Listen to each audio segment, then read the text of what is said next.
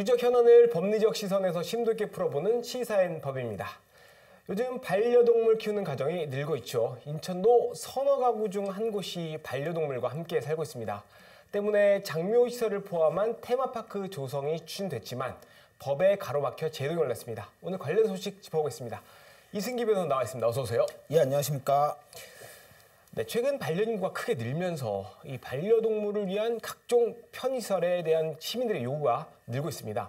먼저 지금 반려인구 어느 정도 규모가 됩니까? 예, 통계청에 따르면 2020년 기준으로 인천시의 이제 반려동물 가구가 19만 4천 세대입니다. 그러니까 인천 전체 가구 수의 약 16.9%를 차지하는데요. 이 가구에서만 키우는 이 반려동물 수만 32만 4천여 마리입니다. 뭐 웬만한 지자체 인구보다 훨씬 더 많은 인원이고요. 여기에 KB금융지주가 낸 2023년 반려동물 보고서를 보면 2022년 말 기준으로 우리나라 전체 반려가구가 552만 세대, 인구수로는 1262만 명의 이제 반려인이 있다고 하는데요. 인천은 무려 33만 가구라고 합니다. 결국 2, 3년 사이에 2배 가까이 증가를 한 건데요. 뭐 가장 큰 이유는 역시 1인 가구의 증가, 그리고 반려동물에 대한 인식 변화가 아닐까 싶습니다. 따라서 앞으로도 이 수치는 계속해서 늘어나지 않을까 싶습니다. 네, 이제 반려동물도 가족처럼 함께 사는 시대가 된 건데요. 인천에도 반려동물을 위한 편의시설이 여러 있다고 합니다만 문제는 장묘시설이 없습니다.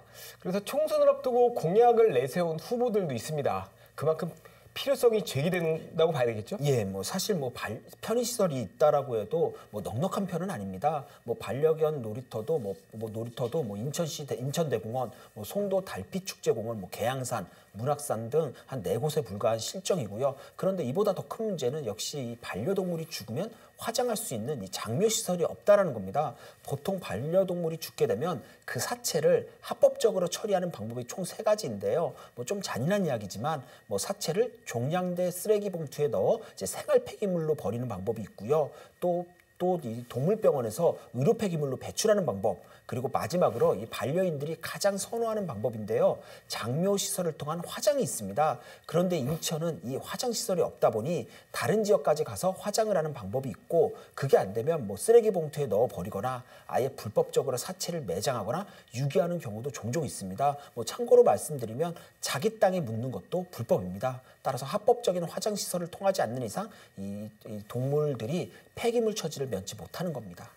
네, 반려동물을 폐기물로 처리하는 게 합법이라는 얘기잖아요. 예.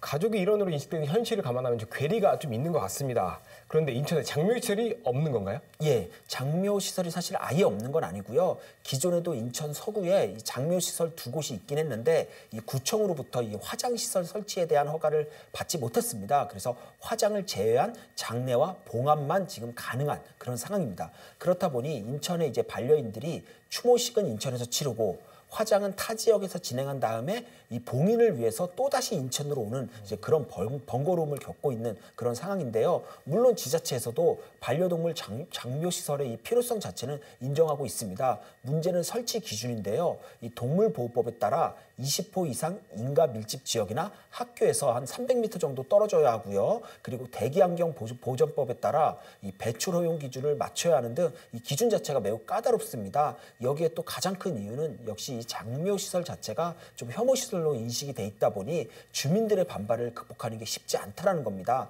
인천 서구의 장묘시설 2곳도 이 화장업 허가 조건은 갖췄지만 이 주민들의 민원으로 인해 이 구청에서 허가를 내주지 않고 있는 그런 상황입니다. 네. 이런 이제 주민들이 민원이 있기 때문에 인천시가 이제 묘안을 나름 냈다고 본 게 반려시설 테마파크를 조성하면서 예. 그 안에 장묘시설을 함께 넣겠다 이런 구상이었잖아요. 그런데 이게 또 백지화됐다고요? 예, 인천시도 이런 문제를 해결하고자 지자체 차원에서 이제 공공장묘시설 설치를 추진을 했는데요. 그런데 이걸 그냥 추진하면 해당 지역 주민들의 반발이 워낙 심하기 때문에 이 반려동물 테마파크와 결합시켜서 추진을 합니다. 수영장과 놀이터, 캠핑장 등 이 놀이시설과 반려동물 관련 교육이 가능한 문화센터, 그리고 반려동물 산업 육성시설이 집적된 이 산업단지 등을 한데 모아서 이 반려동물 테마파크를 조성하되 이 안에 장묘시설을 설치하는 겁니다. 그리고 주요 후보지로는 중구 영종도의 오성산 근린공원, 그리고 수도권 매립 등이 이제 거론될 정도로 아주 구체적이었고 타당성 조사 용역도 진행이 됐습니다. 근데 하지만 최근에 이 최종 용역에서 이 장묘시설 조성이 제외되는 걸로 또 결론이 났습니다. 네, 반려동물 테마파크 안에 장묘시설을 넣는다는 게 뭐 집적화 또 뭐 주민 수용성 차원에서는 뭐 나쁜 정책은 아니었던 것 같아요. 그럼에도 불구하고 장묘시설이 제외됐는데 이유는 뭔가요? 예, 뭐 결국 이 반려동물 테마파크가 어디에 들어설지 이 장소의 문제인데요. 이번 조사에서 이 테마파크 대상지로는 이 공원이 가장 적절하다라는 또 결론이 나왔습니다. 그런데 이 도시공원 및 녹지 등에 관한 법률, 그러니까 도시공원법에 따르면 공원에 설치 가능한 시설들이 쭉 나열이 돼 있는데 여기에 장묘시설은 포함되지 않습니다. 한마디로 공원에 장묘시설 설치가 불가하다는 거죠. 그리고 장사 등에 관한 법률을 보면은 이 화장 시설은 지방자원 보호구역 그리고 문화재 보호구역 등에 설치할 수 없도록 또 그렇게 규정이 돼 있는데요. 현재 검토되고 있는 일부 공원 부지가 여기에 겹친다라는 게 또 인천시의 설명입니다. 네, 인천 121만 가구 중에서 33만 가구가 반려동물을 키운다고 합니다.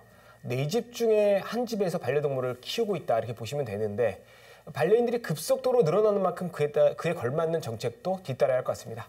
오늘 말씀 여기까지 듣겠습니다. 감사합니다. 예, 감사합니다.